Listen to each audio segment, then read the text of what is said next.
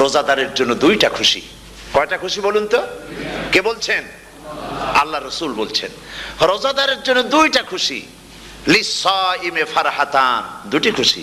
ফারহাতুন ইনদা ফিতরিহি, একটা খুশি হচ্ছে ইফতারের সময়। এই ফিতরিহিতে, এই ফিতরিহি দুটি কথা, এই একটি কথার দুটি ব্যাখ্যা হয়। একটা হচ্ছে ইফতারের সময়, ইফতারের কথা বলা হয়েছে, আর ঈদের কথাও এর মধ্যে বলা হয়েছে। ইফতারের সময় হলো একটা খুশি, আর একটা খুশি হচ্ছে ইনদা লিকাই রাব্বিহি, যখন রোজাদারের সঙ্গে আল্লাহ পাক দেখা করবেন তখন হবে আর একটা খুশি। তার মানে হচ্ছে রোজাদারদের সঙ্গে স্পেশাল আল্লাহ রাব্বুল আলামিন সাক্ষাৎকারের ব্যবস্থা করবেন। সুবহানাল্লাহ। তাহলে দুটি জিনিস হলো, একটা হলো ইফতারের জন্য দুটা, রোজাদারের জন্য দুটা খুশি, একটা হলো ইফতারের সময়, আর একটা হচ্ছে আল্লাহর সঙ্গে যখন দেখা করবে।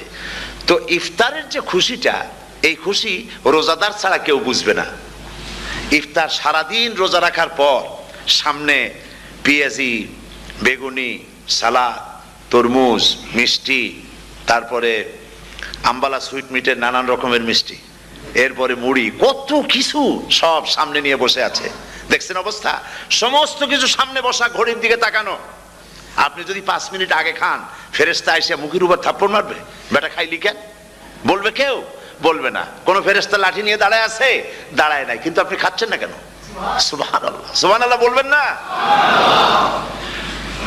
অন্তত 1500 বছর আগে আল্লাহ রাব্বুল আলামিন নির্দেশ করে রেখেছেন, সূর্য সাদা হওয়া থেকে, পূর্ব দিগন্ত সাদা হওয়া থেকে শুরু করে পশ্চিম দিগন্তে যখন কালো রেখা দেখা দেবে, যখন মাগরিব হয়ে যাবে, সূর্যাস্ত যাবে, ততক্ষণ পানাহার আর স্ত্রী সম্ভোগ থেকে বিরত থাকো।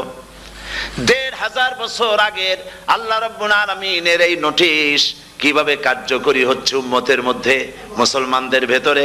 খাবার সামনে আসে, পিপাসা লেগেছে। এখন তো পিপাসা লাগে না, খুব ঠান্ডার সময়, এখন রোজা রাখতে খুব মজা হবে, তাই না? খুব মজার রোজা। কিন্তু এই রোজা যখন জুন মাস আর জুলাই মাসে আসবে, তখন টের পায় মানুষ রোজা কাহাকে বলে।